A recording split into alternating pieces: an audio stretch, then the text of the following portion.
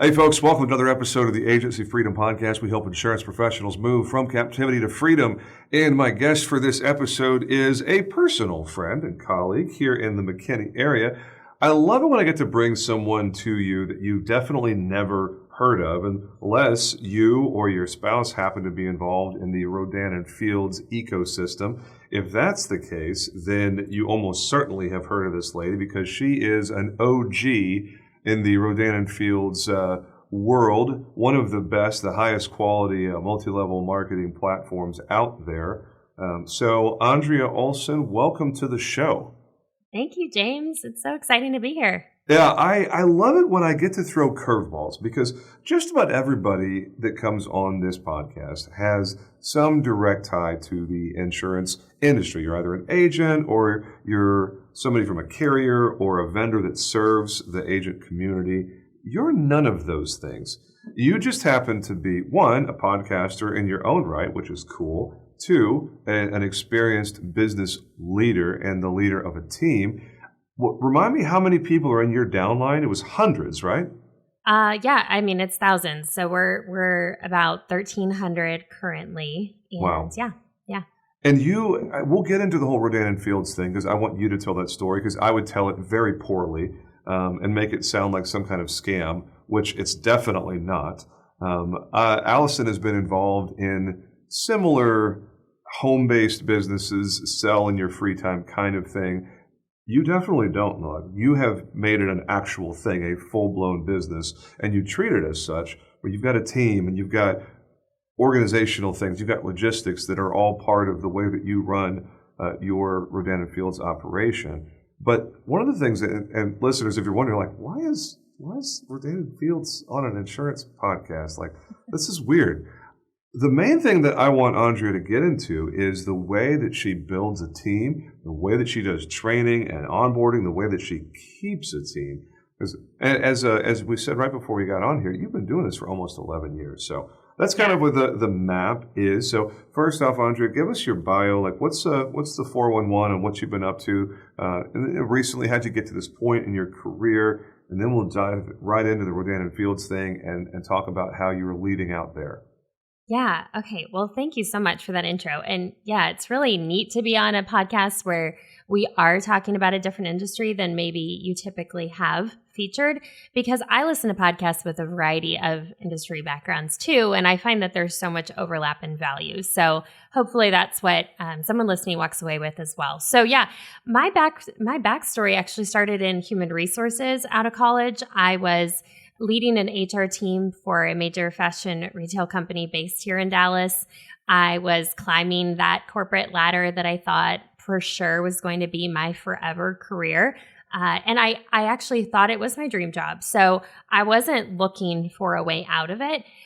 So when I decided that I wanted to try entrepreneurship, I didn't necessarily know where that path would lead. And I think that's important to note because maybe it's not been a lifelong dream of yours to own a business, but you find yourself there or you find yourself being compelled to look into it for the first time. That's a pretty normal place for a lot of entrepreneurs to begin. I pretty rapidly, though, figured out that it was for me and it was something I was going to love and enjoy. And then when I realized that, I definitely poured more of myself into it. And I feel very fortunate that it was Rodan and Fields that I found because I definitely have seen that not all companies, not all brands are created equal in terms of longevity, sustainability. Are they a consumable product? Like there's so many variables that you have to consider. And whether it's in the multi-level marketing space or true small business space, all things that you want to look at. So for me, when I came into that, I realized really quickly that this was something I could either pursue as a business owner, or I could dabble. And there's nothing wrong with either. I think you have to decide how much you're willing to give it for sure, and what you're willing to pour into it. But that was like a decision point that if I look back on it happened a decade ago. I had to make that decision, and that decision had to continue to be made. And I would want to stress that because it isn't something you just start at the right time and you just get lucky. I mean, there are a lot of people that started when I started that are not doing this anymore, that are not super successful, that have really taken a different path. And again, there's no judgment to that, but it isn't about one particular thing when it comes to small business. So yes, I feel very fortunate that I landed in a company that had longevity and still has longevity and is continuing to innovate, which, as you know, as a business owner, if you're not innovating, you're definitely dying.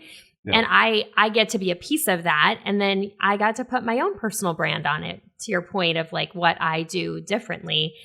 We can talk about that in whatever depth you want. But we do. We're going to get far into that for sure. I think that's the thing. Okay, good. Yeah, I think that's the thing. That's the fun stuff. And that we're not pitching Rodan and Fields today, but we're definitely pitching your approach to the game. And I want to ask, I mean no one any disrespect, but that being said, every single chamber of commerce in the country, it feels like, has those people that show up that you can tell, it's like, oh my God, like I'm trying out a new business. I've got this thing going on. And there's no way for me to not sound like I'm being intentionally offensive, but it's like a clone. It's a copy and paste. It's a little stamp thing. It's like, oh, that's cute. You've got an MLM that you subscribe to, and you're going to come in here 2, maybe 3 times and pitch us, and you'll disappear like everybody does. The vast majority of people that get into a home-based business, MLM kind of thing, it's like you said, it's a tinkering thing. It's a hobby. It's a side hustle.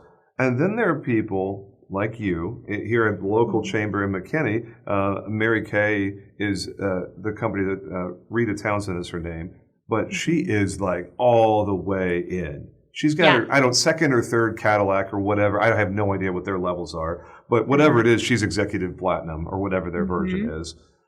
How in the world did you go from, hey, this is a hobby, this is a side hustle, I'm making some spare change for my family to buy a nice pair of shoes or whatever the mom who typically joins a company like Rodan and Fields, what is it that makes it go from that to, hey, you know what, this is a legitimate business. I'm going to treat this as, one, a full-time job or quasi-full-time, more than just 5 or 10 hours a week or whatever is normal for someone who's doing it completely on the side. But how does someone go from one to the other? And I'm going to ask the question of the feminine side of the equation of being a mom, being the leader of your home. That's my follow-up question. So if you're going to answer something in that side of things, there's a follow-up question to it. So let's just talk about the opportunity first, and then we'll get into the wearing different hats thing that definitely comes after. Yeah. Well, I think a couple things happened. Number one, if you're going to be that person that when you show up to a chamber meeting, people know, then you have to be doing the uncommon thing over and over and over again. Because the common thing is to do it when you're new, to be excited for a short period of time.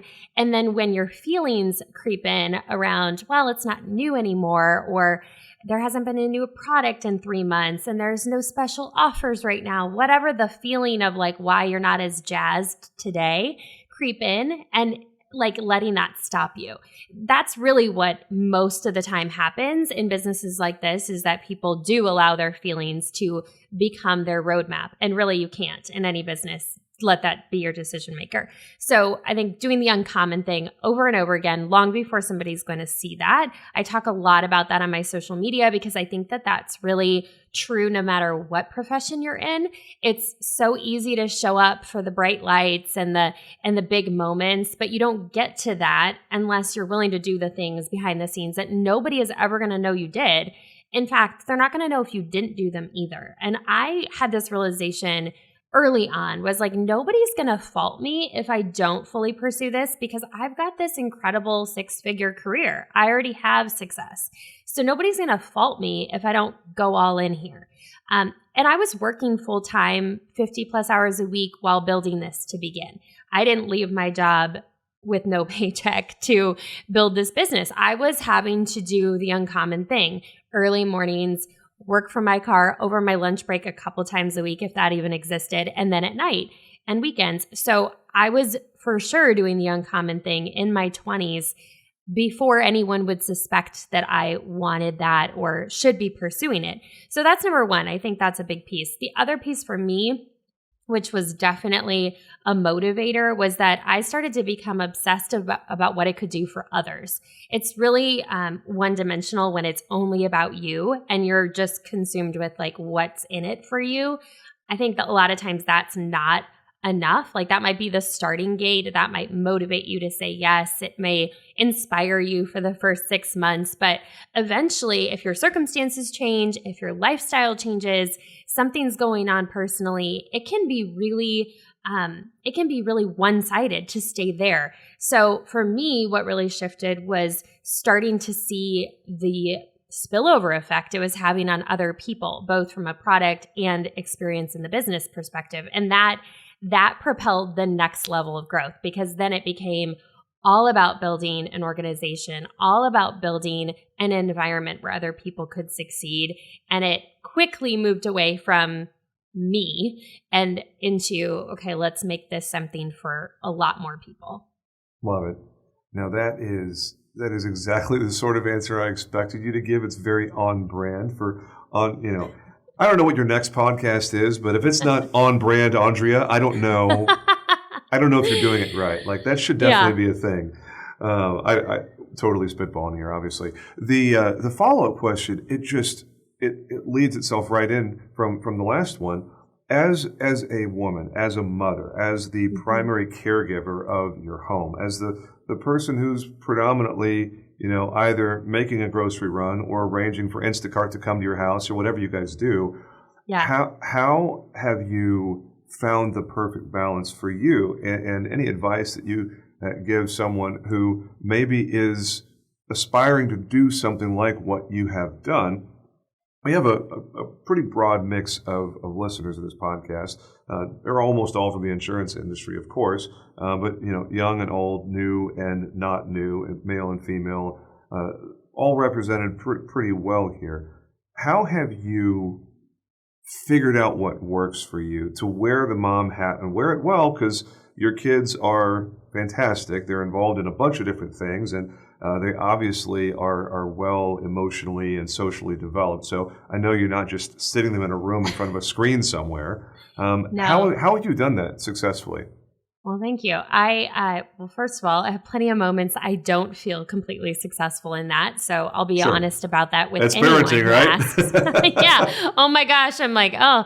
But yeah, so this is a future podcast episode actually, because I was just talking to somebody else who does what I do at a very high level. And we were talking about how balance is a moment to moment discussion.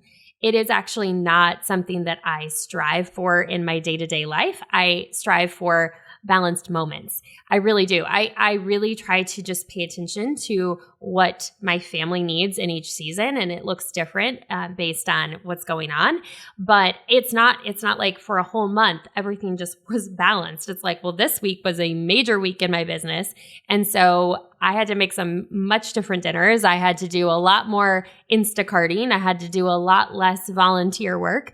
And then this next week is a week that can be my primary, and my attention and time can be there. So, I always feel like that's important to talk about. I enlist the help of, a virtual assistant and someone that helps clean our home and things that I'm just truly grateful for, but there's no way somebody could secretly be thinking, oh, she can do that all herself. There's just no way. Yeah. I also know the things that I alone can do and the things that I can get help doing. And there are certain pieces of my business that I do not outsource for that reason. The pieces that are customer facing, talking directly to my customers, I am the one that does that. Yeah. And my brand on social media and all of that, because I know that gives me a pulse on my business, but also what I need to be doing future focused in my business, and then training my team. I obviously have a lot of collaborative partners, Crossline, other teams, even other industries that I collaborate with a lot, and that definitely makes a difference. But I just know what I need to be doing versus I can enlist the help of others. But motherhood has stretched me in ways that business never could. I feel like I had a lot of confidence as an entrepreneur before I had kids. And then I had my son 7 years ago. And I was at that point fully out of corporate America. I was doing my business as my quote unquote full time, even though it was not necessarily a typical full time schedule. And I was scaling that and I had him, and everything just kind of was like, okay, now I understand why everyone says build it while you can for the moments that you can't. And, Yep. For anyone listening, no matter what industry you're in, I always say, like, seize the current opportunity that's right in front of you so that you don't miss the fact that when you see something with such clarity, there's a reason for that. I mean, if you see something that's underutilized or an untapped potential, your vision for that is on purpose. Like, I couldn't have even shared the full vision I had for what I was building until I was in the thick of it and people could start to see. It was nearly impossible. Not many people got it until they got it. And that at that point was only because I had been doing it for a period of time behind the scenes building it, and then it was evident, So definitely don't let somebody else's opinion creep into what you're going to pursue and why you're going to pursue it. But it like, as far as motherhood, it completely shifted what mattered in business and what wasn't going to matter and get my time. Yeah, absolutely. One of the things of what you just said that really stood out to me is something that I have found to be incredibly important personally. And I do a reasonably good job of living it out. I can always be better, of course. I was pulling up the book here because I wanted to show it. And for those of you that are watching on YouTube, it is, come on, focus. There you go.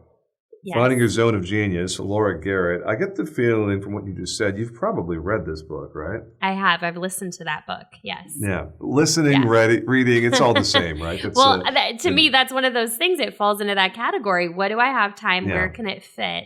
So, you've consumed that book, as I like to say.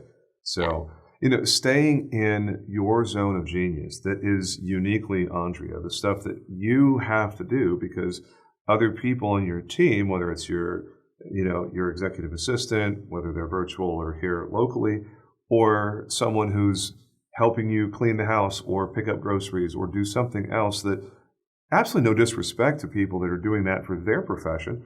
It's a stepping stone to whatever their individual goals are, and everybody serves a purpose, right? As my grandfather said, somebody has to pick up the trash from the street. Like, if there's not someone running the trash truck, society falls apart.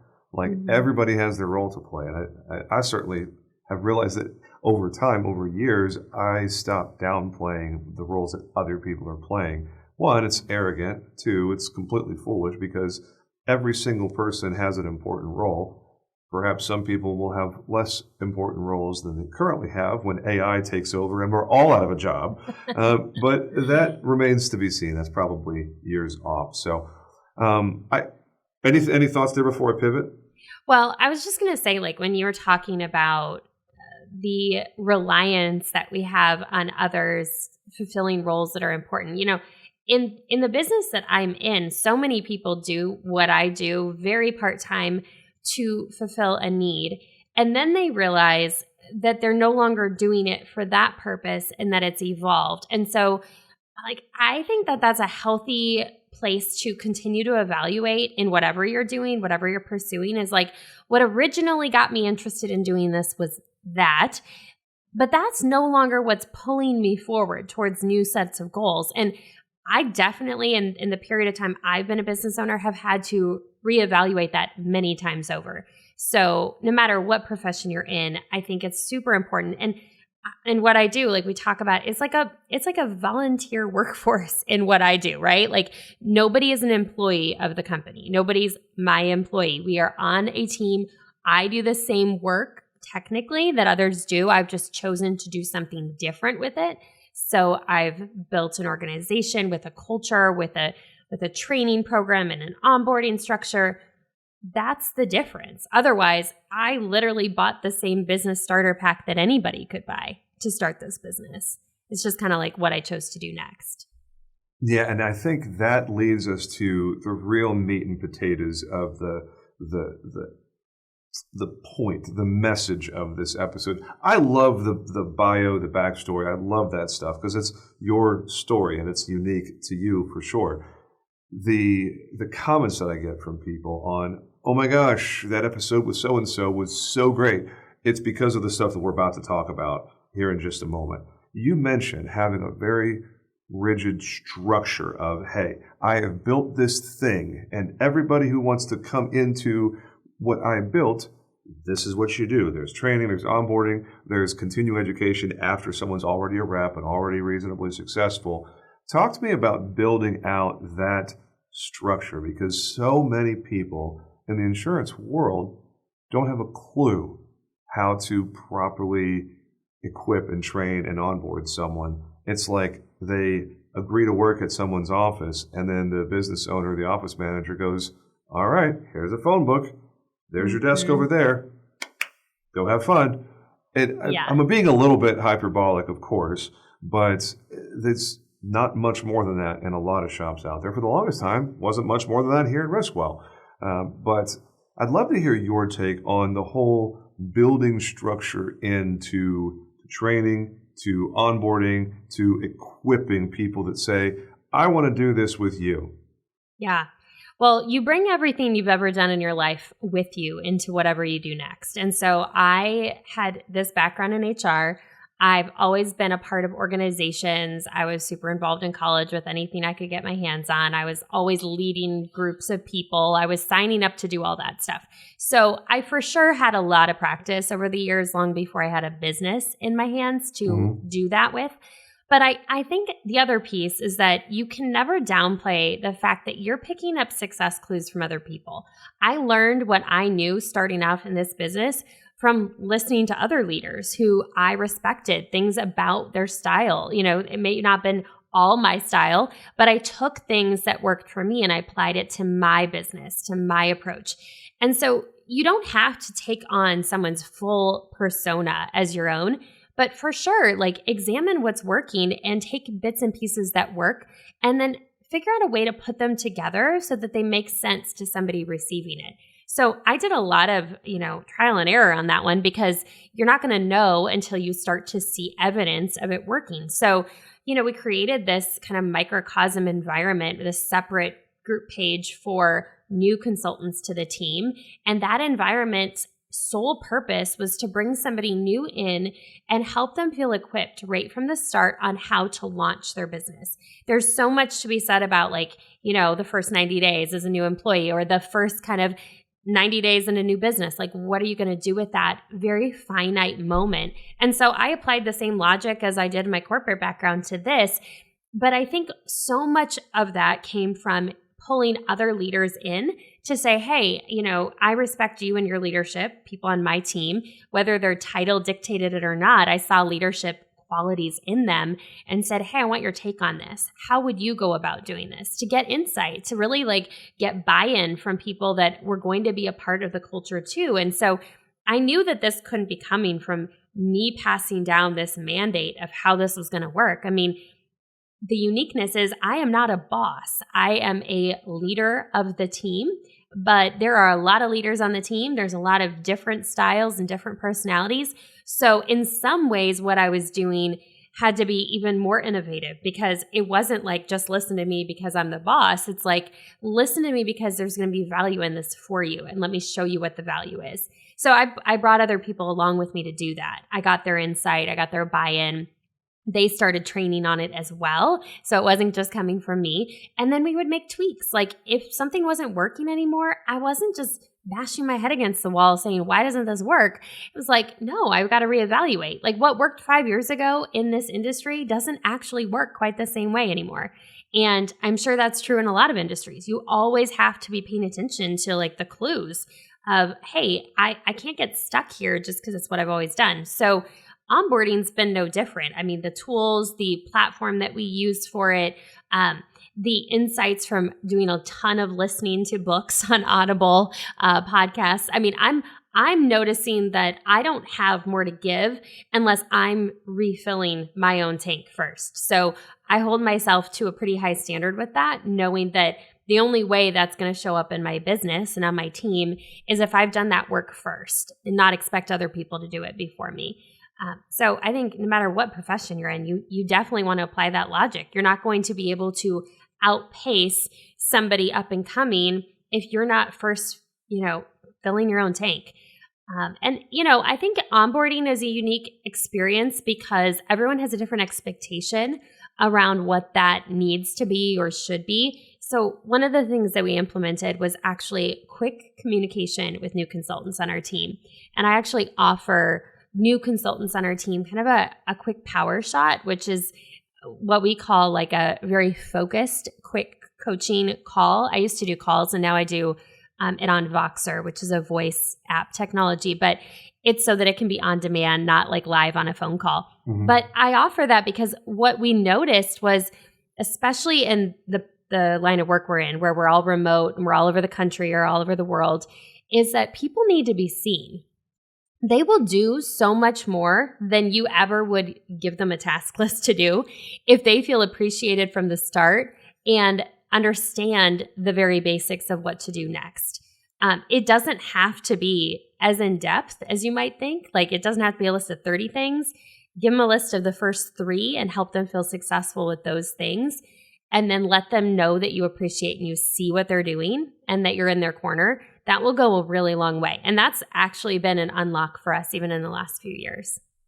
Love it. And there's so many parallels between what you just described and what everybody in the insurance world is doing. I think one of the hardest parts about keeping up with what you just said is not getting in our own way as leaders, because ego is a thing. Like, everybody has an ego. I don't care how humble you are or how grounded you are. Everybody has an ego. Everyone wants to be validated by their peer group, by their stakeholders, by their customers. It's an intrinsic human need. We seek validation 24/7. We're looking for it either actively or indirectly. How have you managed to keep your edge as a leader of leaders, where you have your own production, you have your own customers, but at the same point, your success, your scale is definitely predicated more on your ability to create other good leaders? Because how many levels was your downline? Like 8, you said? Well, we get paid on 6 levels, but I mean, my downline goes further than that. A lot further than that, yeah. So for you, your success and the way that you're growing this Rodan & Fields empire is a lot more dependent on you being a good leader of other leaders rather than you delivering a great customer experience, which, in case you're wondering, folks, that's the way we land this plane. We're going to talk about delivering those moments of ooh, as I like to call it, the surprise and delight kind of thing. So before we get there, how have you found success leading other leaders in an effective way? Yeah, I mean, I think the biggest thing is I like to arrange people in places that they can shine. So I don't, Arranger is one of my Strength Finder, results. So if you've ever taken that, Achiever, Arranger, Encourager, those are my top 3. So I think they all align for sure in what I do. But one of those things I've noticed the most is that I notice what somebody's gifting is really early. I can see it even sometimes before I think they notice it. And it's kind of become something I've been known for, is like, okay, I noticed your quirky sense of humor. Like, you need to utilize that. That's a gift. Like, that I couldn't necessarily replicate, right? So my goal here is not to be more like you, and your goal shouldn't be to be more like me. But of course, the skill stuff that we can all learn and teach, that's useful for everybody. But the art needs to be whatever your special gifting is. Not everyone necessarily should start a podcast, for instance, right? Like, there's just a bunch of variables there. So what I really love to do is I like to notice what somebody's specialness is. And a lot of times you have to spend time with somebody to really understand that. And also call it out for them. Like, maybe they've never heard that they have this incredible gift with words, and maybe they have this way with making people feel so seen and comfortable. Call that out in them. Like, let them hear that, because it, first of all, might be the only time they've heard it, or maybe they haven't heard it in a long time. Maybe they're not in a relationship that's making them feel like that all the time. So it's good. It's good to mention that. And then also like put them in positions where they can exercise that more. So I don't necessarily have all leaders who love to do what I do. Some like to train, some really don't like to train. And I've absorbed some of that responsibility knowing I enjoy it. They don't need to enjoy all that, but then their team can be part of it. And then I have some that are just incredible in social media, even so much better than I am. And I take inspiration from things they're doing. And so let people shine in what their gifting is. And if you don't know what it is, you probably need to spend a little time with them to understand it. And then call it out and make sure that they know that you see that. And then tell them you need to be doing as much of that as we can make happen. Like obviously there's still things you have to do in your business. So you can't like avoid all the things that you don't like to do necessarily, but do the things that you are really gifted at that nobody can do quite as well as you, that zone of genius. Spend as much time there as you can. And, as a leader of leaders, I'm like, okay, I don't want them to try to be like me. That they'll feel miserable because then they'll be in that comparison loop. And we don't need that. They just need to be them, and they need to be the best version of that. And then also they're going to inspire people that would never necessarily connect with me in the same way. They're going to connect with somebody who needs what they have to provide. And so that's a big piece of it. I love it. Now that's giving them what they need to thrive in their role and having an idea of where it fits in. Unfortunately, in our world, it's not nearly as linear as what you guys have just because of the nature of the structure of a multi-level marketing kind of company. We have an org chart, and there's a lot of different roles, and they manifest in a lot of different ways. I'm a little bit jealous, honestly, of, hey, this is your one function. You come in, you sell product, you serve your customers, you deliver a great experience, and you repeat that process over and over and over again for years and years and years, and you're very successful. Obviously, I'm oversimplifying it, but that's it. That's the box. Talk to your customers, be aware, understand your product, be able to give people what they need, help deliver the experience that they're looking for, and then ask for more business and repeat as necessary. That's basically the whole game, right? Yeah. Well, I think the piece of it too, which I didn't fully appreciate until I got into it, was that we can never make decisions for someone else. So a lot of times people think that is the box, and it largely is. But then you have that one customer who actually is dying for someone to ask them, hey, do you want to do this with me? And that one consultant is not asking them because they're so consumed with their little box. And so there still is some of what you're describing. It's just when it's your own business and you are not an employee of a company, you definitely can make it whatever you want. And so there's freedom in that. But yeah, I think it's really a fascinating business model. I don't think it actually gets talked about the way that I've definitely experienced, but I've seen so many people experience. I was in corporate America. I did not want my boss's job. And that was actually like the linchpin that got me really dialed into what this could be, was the realization as I was sitting across the table having an incredibly difficult conversation with an employee at the SVP level, letting him know that his role was being dissolved and his position was going away. And I was sitting there thinking, I don't want to do this for the next 30 years of my life. I don't want to do this for the next 30 years. So I quickly realized, well, that's what my boss does 100% of the time, is these kind of conversations and these legal conversations. I'm just like, I don't want to do that. So, I think everybody gets to kind of assess what's going to be their future. Well, I'm really grateful that we have HR as a thing. And I'm grateful that that's not my thing. I'm very grateful that I have someone else to handle those conversations. Allison actually is involved in HR. We jokingly refer to her as HR. It's like, oh, Allison walked in the room. Everybody chill out. Everybody chill out. Allison's here. So I know she doesn't particularly care for that. But hey, you know what?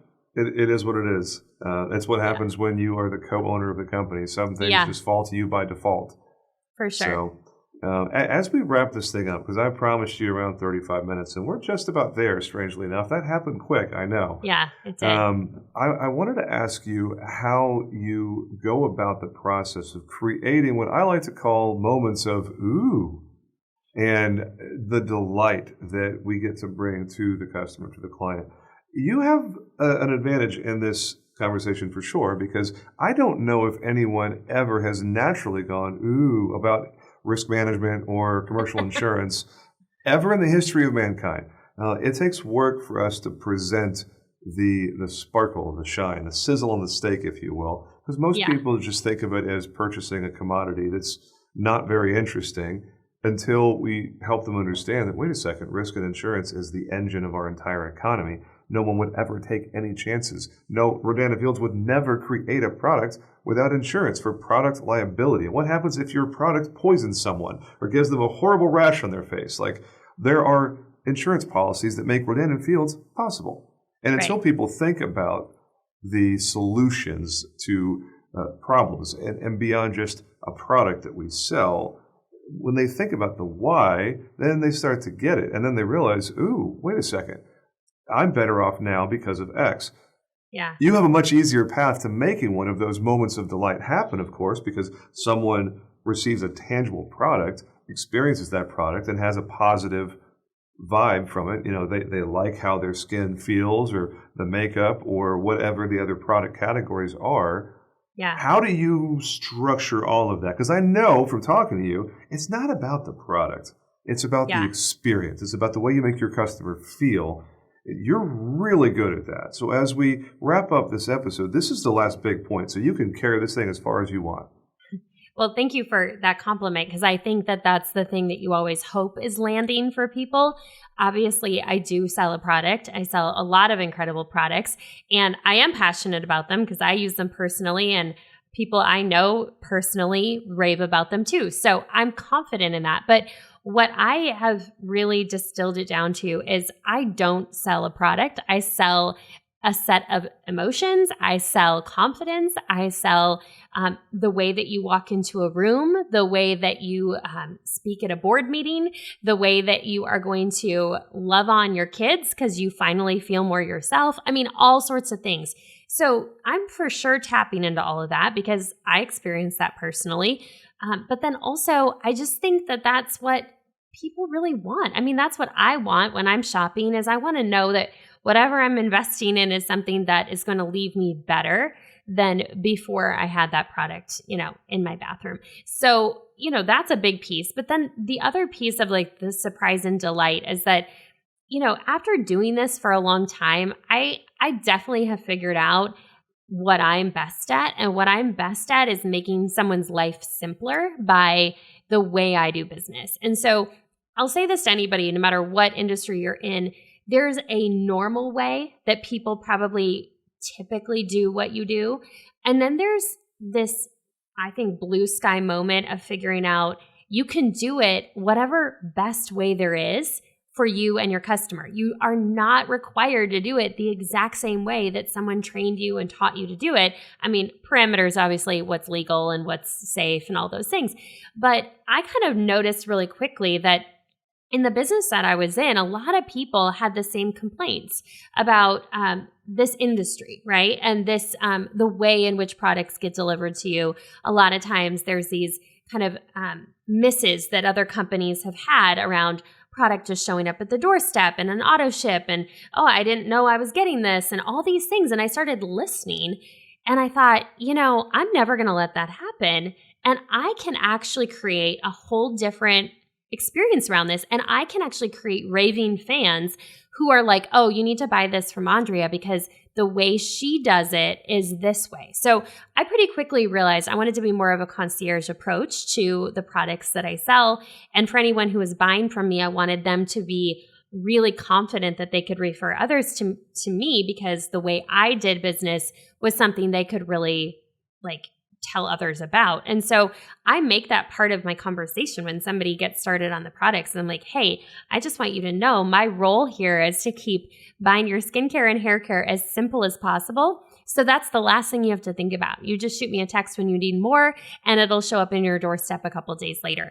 And my goal in all of that is then I get to know the customer in a more specific way as well, because I know the more I'm talking to somebody, the more I'm going to know how I can help support them, what their goals are, what's working, what's not working. And that's only going to help my business. It surely has helped my business over 10 years because my turnover is like so minor for customers. And in this profession, that's a really wild statistic. I think that my stat is like under 1% of cancellations in 10 years. And I have so many customers that have been with me for 10 years.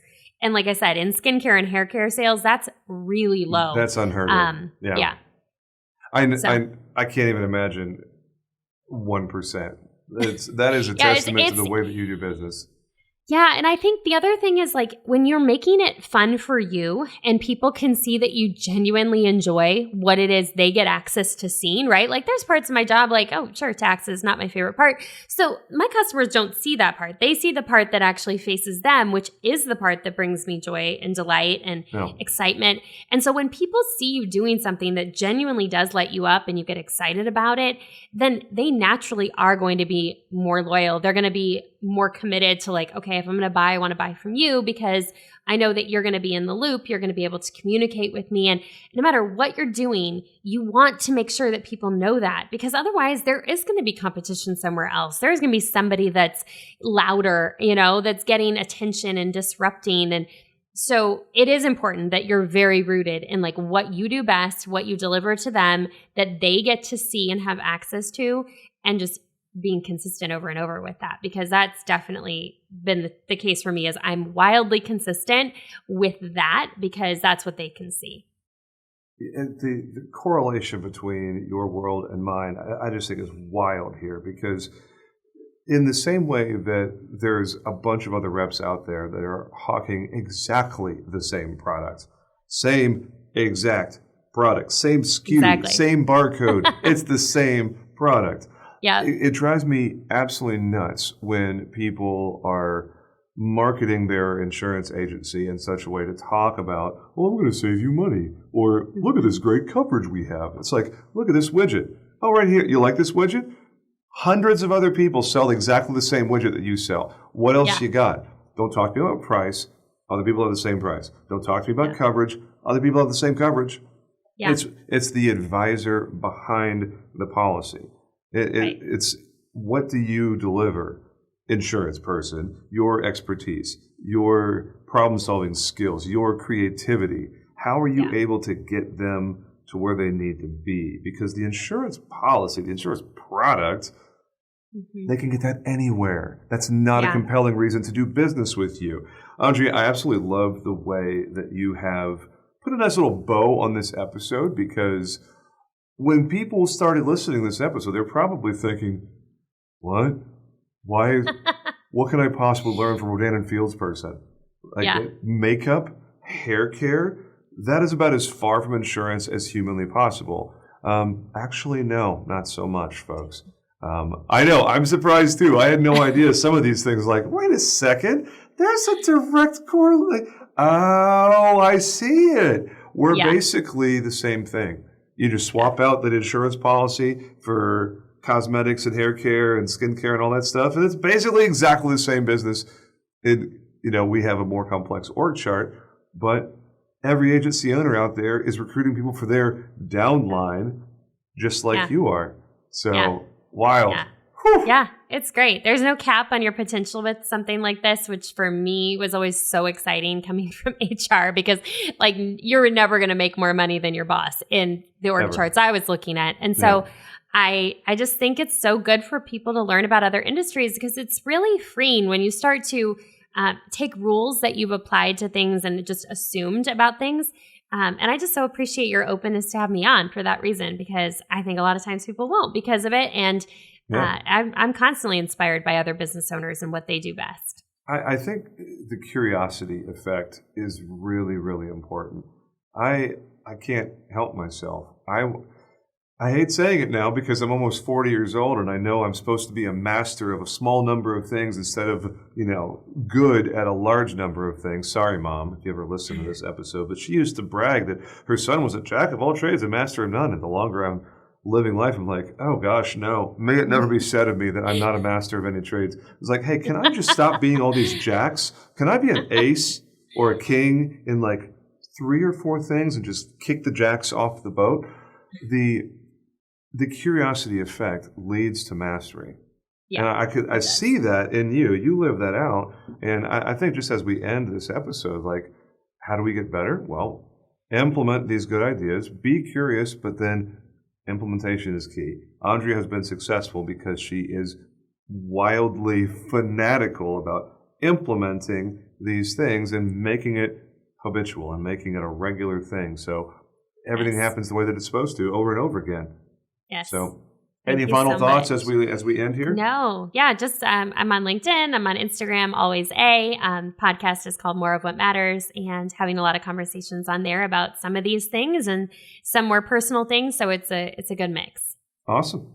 Well, she is Andrea Olson, and I said your name right every time this episode. I'm so proud of myself. It's so rare to get that right. You're the only Andrea with that spelling that I have ever met in my life. So congratulations on that. Hey, if you guys find yourself wanting some great skincare and makeup and hair care products, check out Rodan & Fields. I will get Andrea's link and put it in the show notes. I know that's the most random link I have ever shared on an insurance podcast. But if that's you, I want to make sure you get the opportunity to connect with Andrea and someone on her team. So that is it for this episode of the Agency Freedom Podcast. Make it a great day, boys and girls. We'll talk to you again real soon. Y'all take care.